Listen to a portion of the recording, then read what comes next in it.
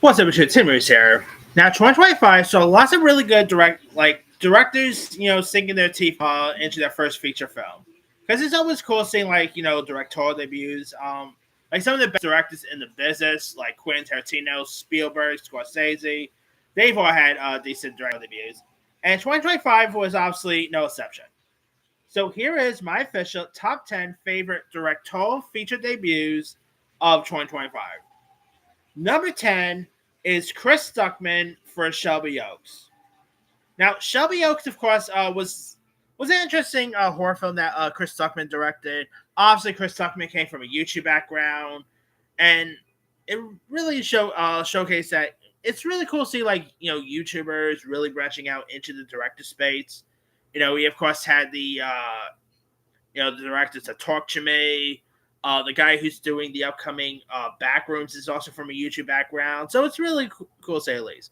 And I thought Chris Tuckman did a good job with this one. It was pretty creepy. I mean, it's not in my top 10 favorite horror films of the year, nothing like that, but I still thought it was a really decent one, and Chris Tuckman did a pretty good job of it.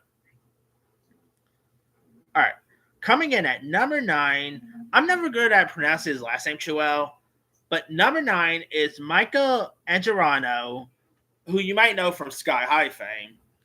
This year, he made a directorial debut for a film called Sacramento.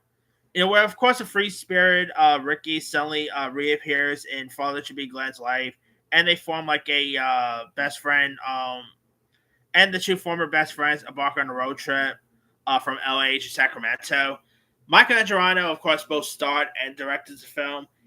Really makes me want to see him, direct like another film in the future, because I think he did a really good job with this one. Micah Cera did good. Kristen Stewart, Maya Erskine from Pen 15 fame was good. It's a really decent film, a really nice road trip story, a really decent film that Micah did. I do hope we hear some announcements of his follow up film down the line. All right, number 8 is Kate Beecroft for East of War.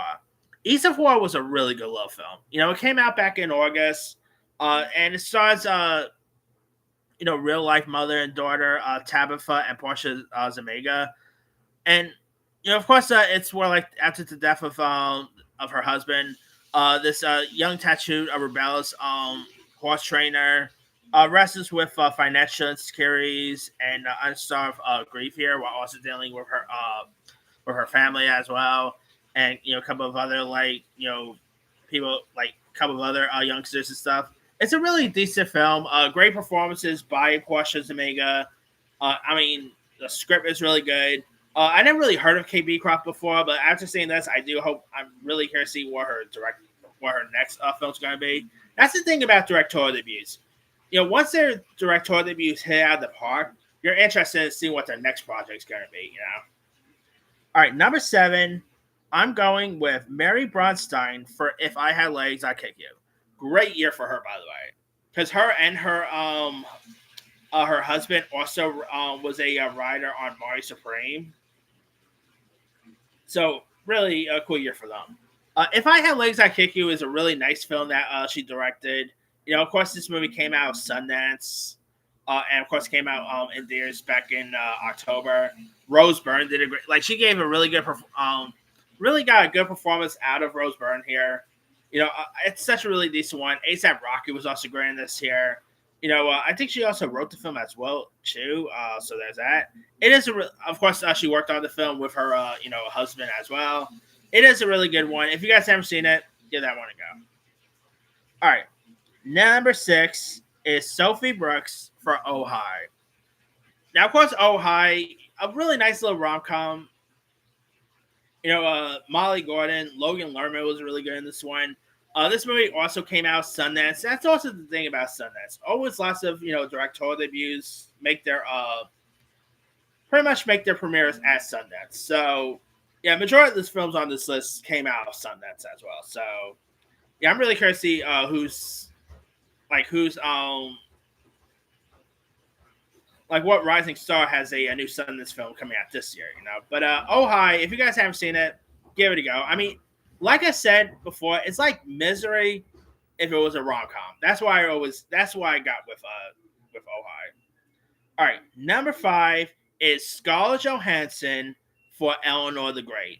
Scarlett Johansson has worked with tons of talented filmmakers, whether it's Wes Anderson, whether it's the Russo brothers, Taika Waititi, Noah Baumbach, many others.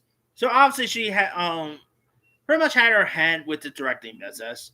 And this was actually her first feature film, and she did a really good job with this. June Squibb, in her 90s, is still going strong. She was terrific in this. It's such a really good one. I mean, if you guys haven't seen it, give it a go. I'm really curious to see what Scarlett Johansson's next feature is going to be.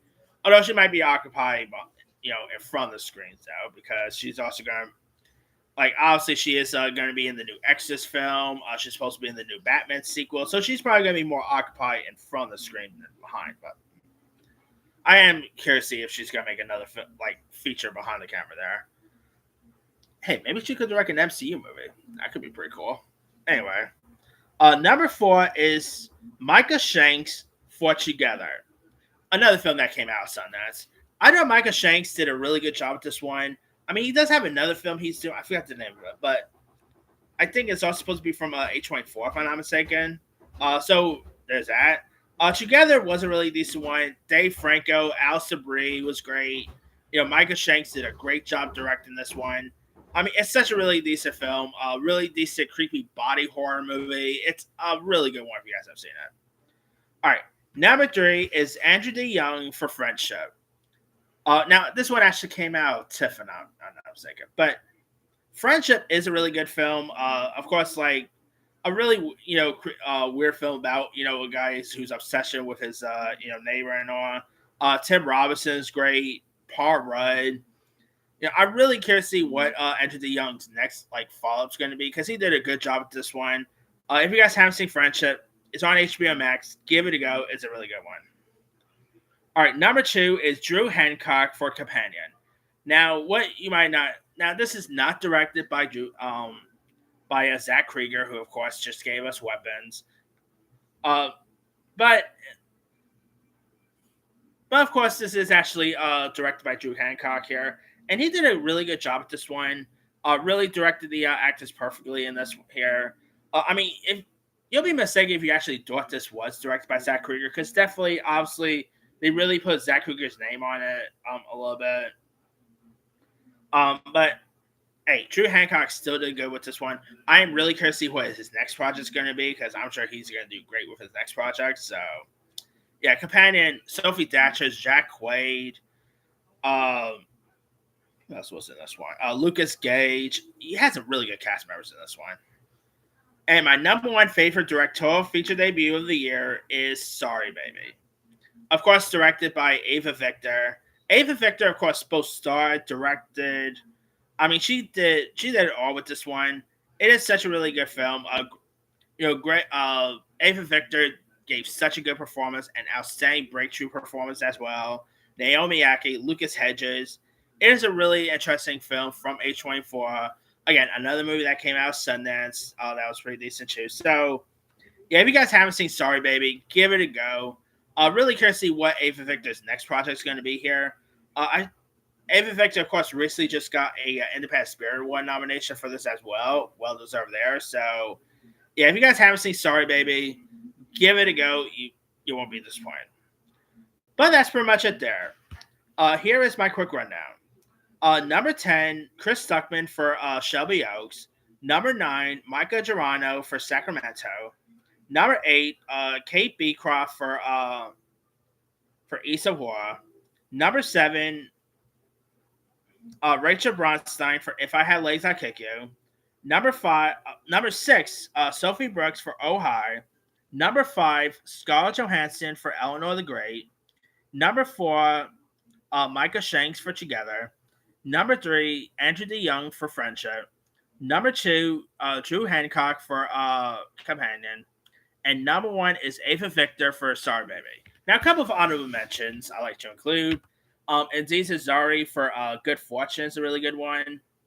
Let's see. Ray Mendoza. Even though Alex Garland also directed it, Ray Mendoza mostly co-directed it with Alex Garland, so there's that.